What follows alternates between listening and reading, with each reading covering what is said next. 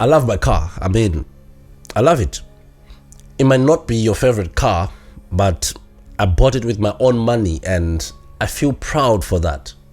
And why am I talking about my car? Or it's just a basic thing that a young person like me should have. Yet in Zimbabwe, owning a car has become a privilege reserved for the favored ones. Oh, by the way, did you know that we had a blackout in parliament in Zimbabwe, in the capital city, during parliamentary session?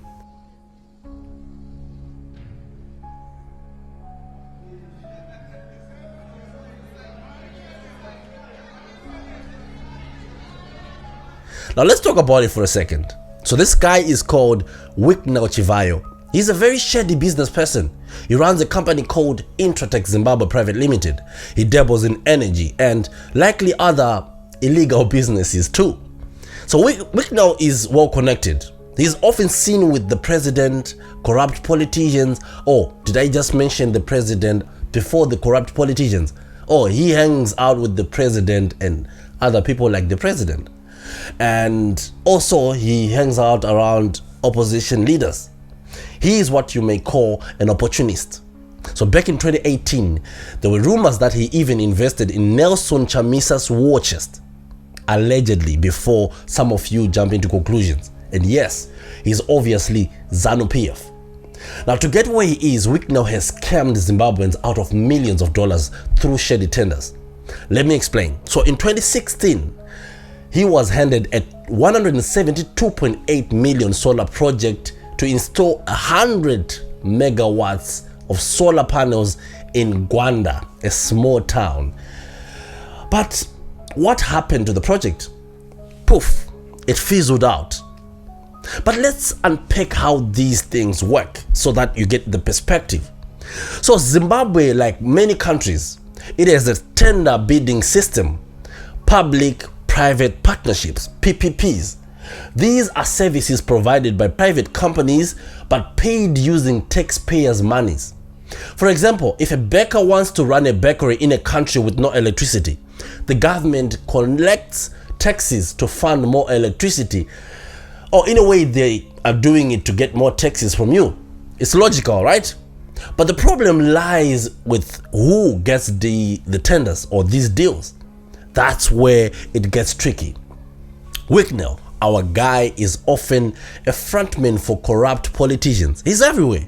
In 2023, while still under investigation for the Gwanda solar project, Wicknell won 100 million Zimbabwean election ballot printing tender. But that's not all. Allegedly, he and Mike Chimombe were paid 40 million by the treasury to supply goats for the presidential goat scheme, a program meant to help underprivileged households. And spoiler alert, no goats. Wicknell's schemes even extend beyond Zimbabwe. He was involved in Namibia's 350,000 ballot paper printing contract. Remember when I talked about how ZANU PF destabilizes Southern Africa? It all ties in.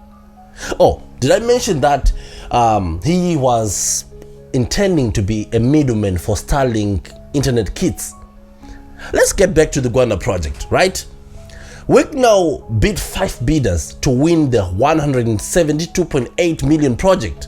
But after spending only 5 million on it, the Zimbabwe power company ZPC terminated the contract, citing failures to meet conditions. And what did Wicknell do? He sued ZPC. And now, to be fair with you, our judicial system is as corrupt as ZANU PF leader. The court ruled that ZPC should or must pay Wicknell 25 million for breach of contract.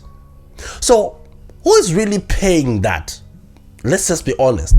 It's you and me, the taxpayers. Ladies and gentlemen, we are in trouble.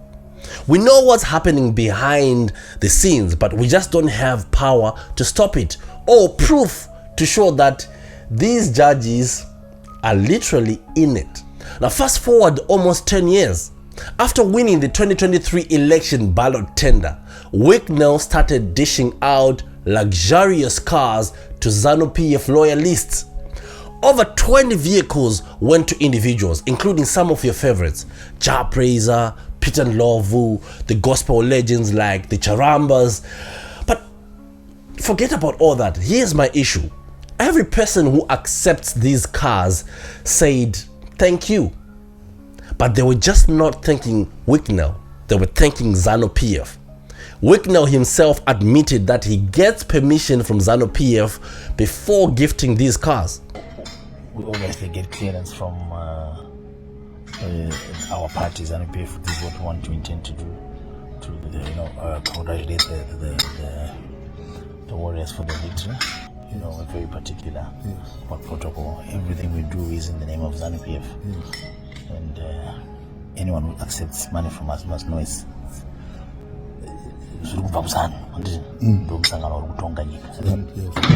So, how do you declare loyalty to ZANU PF without wearing their regalia? It's simple. I mean, you accept their gifts. My biggest question is this, however. What will Charles Charamba say in 2028 when he's invited to perform at a ZANU PF rally? Your guess is as good as mine. If ZANU PF really cared about the people, why let Wicknell spend over 1 million on luxury vehicles while our hospitals lack basic drugs? Do you know how much it is to build a small clinic in Zimbabwe? It's about $50,000 US. And let's just add 30,000 for basic medical equipment. And that's like 80,000. You could literally save millions of lives by just giving the money that has been used to buy one vehicle in Zimbabwe. Anyway, the vehicles in Zimbabwe are expensive. Most of them are like 140,000 US. Now imagine how much 140,000 US can do to a basic layman. That could really save many people's lives. But no, the ruling party promotes luxury lifestyles for a few individuals at the expense of millions. Some of you might argue that Wicknell is just a philanthropist, right? Let's break it down. Let's try to bring some sanity in our minds. If someone asks you what they should donate and you're part of a people-centric party, let's assume, wouldn't you suggest something that benefits a nation, like finishing the solar project or funding healthcare? I mean, it's as simple as that. If you ask me what's the most important thing in Zimbabwe right now, I would say job creation. I would look for the young people who are selling shoes that they made with their own bare hands in streets of Bulawayo in Harare and create a factory that is actually properly run to export shoes. I mean, other people do it. You're wearing Gucci, right? So instead, Wicknell inflates tender figures by about 20%, according to reports. That extra money is used to reward the bootlickers and fund the next election campaign. Essentially, ZANU PF uses Wicknell as a money laundering machine. Here's how it works, right?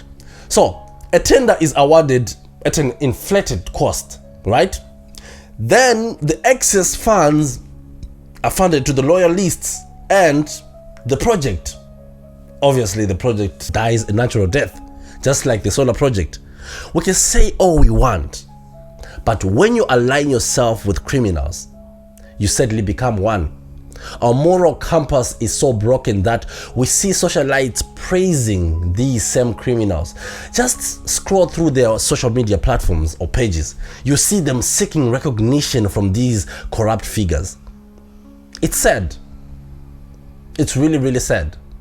It makes me think maybe, just maybe, not everyone is against ZANU PF, but everyone is against the fact that ZANU PF is the one in control of what they are willing to steal. Anyway, back to my car story. I bought mine because the country should provide opportunities for a young person to achieve such a basic milestone. I mean, if you need to sing praises just to get a vehicle, something is really wrong with you. I mean, it's so easy for you to just buy your own vehicle in a functional economy. I mean, why would you go through praises and dancing so that they can give you a vehicle when the economy should actually be viable enough to give you what you're yearning for or what you're looking for. I mean, dear Zimbabweans, let's be honest with ourselves. Is this helping the cause of a developed country, or we are just being puppets in the hands of a puppeteer? Wicknell is one of those, and I'll be one of the few young people to say no to Wicknell Chivayo, and we should say no to whatever he's gifting people to keep them on his hook. And thank you for watching. Until next time.